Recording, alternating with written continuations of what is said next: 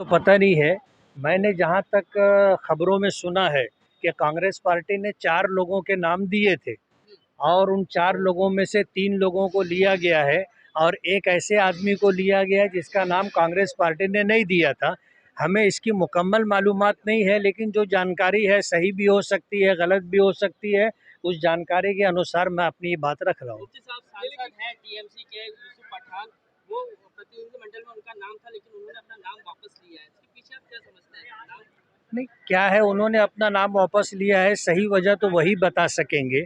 मेरी जो बात होगी वो एक अंदाजे की बात होगी, हो सकता है गलत भी हो जाए, इसलिए इस मामले में मेरा कुछ कहना उचित नहीं। विजय शाह ने जो विवादित बयान दिया था कर्नल खुर्शीद कुरैशी को लेकर, अभी गिरफ्तारी पर रोक लगी है, लेकिन एसआईटी गठित करने की मांग की गई है। नहीं, एसआईटी गठित होनी चाहिए। वजह उसकी यह है कि इस देश में रहने वाले जो लोगों को बांट कर चल रहे हैं, हिंदू अलग और मुस्लिम अलग। अब आप देखो, हमारे देश की एक बेटी ने वो कारनामा अंजाम दिया है जो कारनामा पुलवामा के टाइम सरकार की तरफ से नहीं हुआ था, जबकि पुलवामा की घटना पहलगाम की घटना से बड़ी घटना थी। वजह उसकी ये थी कि उसमें हमारी सेना के जो लोग गए थे, एक फौजी को तैयार करने में सरकार को जो खर्च आता है, उसी के साथ साथ जो है वो हमारे देश का नागरिक भी है और उसी के साथ उसका अपना परिवार भी है, उसका अपना ख़ानदान भी है। तो ये 2 बात थी, एक तो वो भारत नागरिक भी था और इसी तरह वो बेगुनाह भी थे।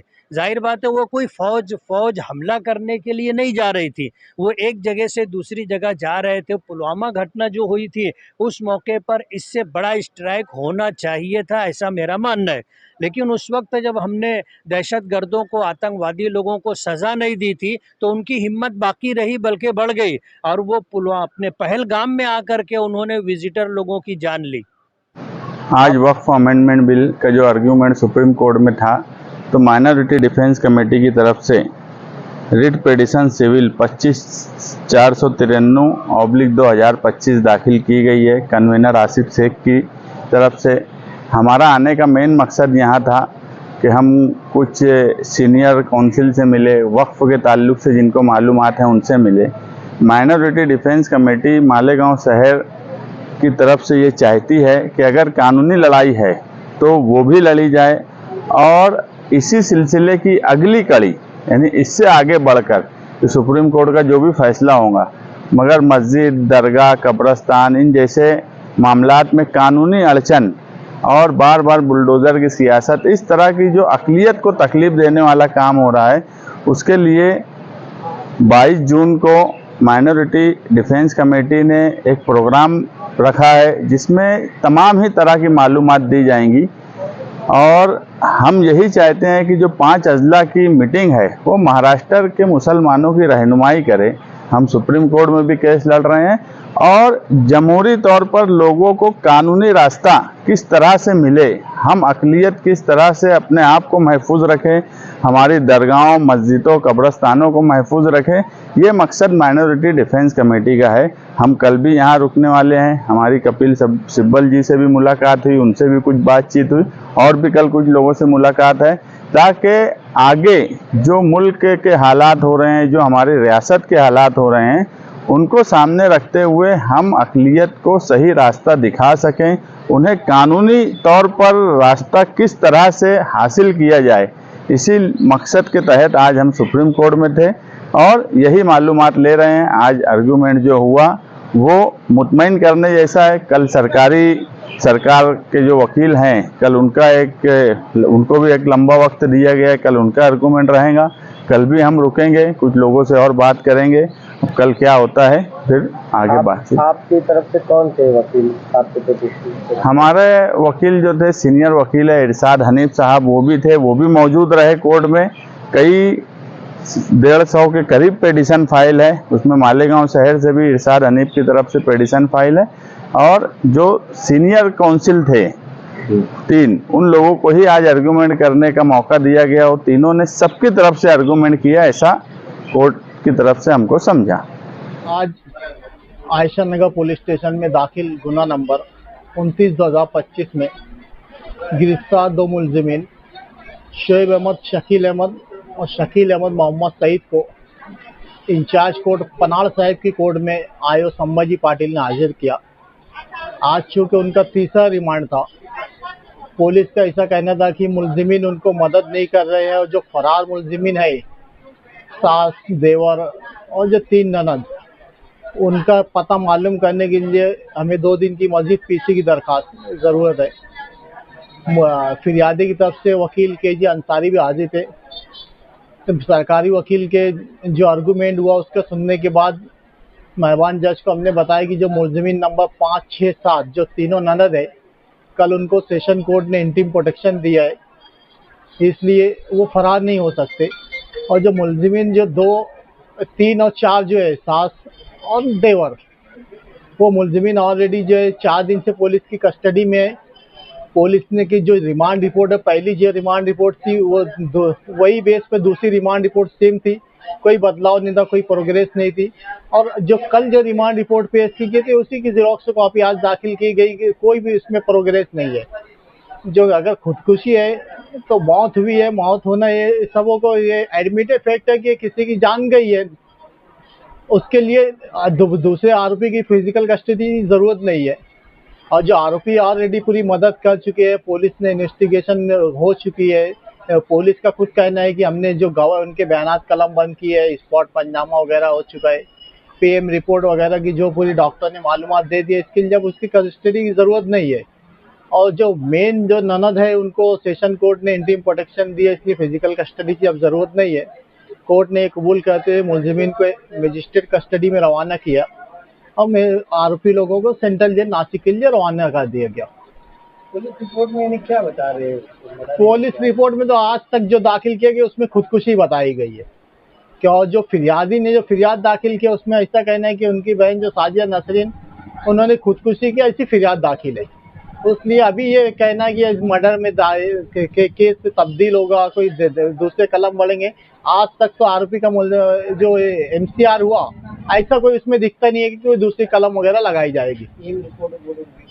PM रिपोर्ट अभी असल में इन्वेस्टिगेशन प्रोग्रेस में, और जो पुलिस के पास जो कागजात है सिर्फ वो पुलिस, सरकारी वकील और इन्वेस्टिगेशन ऑफिसर ये देख सकते हैं। अभी जो मुलजिमीन के वकील है उनको देखने की इजाज़त नहीं रहती। जब चार्जशीट दाखिल होती जब हमारा आके वो पेपर देखने का, मगर अभी जो है खुसूसी इख्तियार जो है कोर्ट, सरकारी वकील और पुलिस को है, इसलिए उनको बेहतर मालूम। कल ये तीनों लेडीज का बिल खत्म हो जाएगा? नहीं, खत्म नहीं, अभी कोर्ट ने इंटीम प्रोटेक्शन दी। अब कल जो है आयशा नगर पुलिस स्टेशन से जवाब मांगा है। कल अगर वो जवाब दाखिल करते हैं, जवाब दाखिल करने के बाद सुनवाई हुई, कोर्ट ऑर्डर करेगा कि नहीं करेगा, उसके बाद हो सके अगर नहीं सुनवाई हो सकी तो इंटीम प्रोटेक्शन आगे भी जा सकता है। अगर सुनवाई है तो फिर कोर्ट इसको भी फैसला साझा करेगा। कुछ नहीं। आज तक वो एरिया लावारिस है, आते और चले जाते, वो एरिया आज तक लावारिस है, कोई कारपोरेटर उधर है नहीं।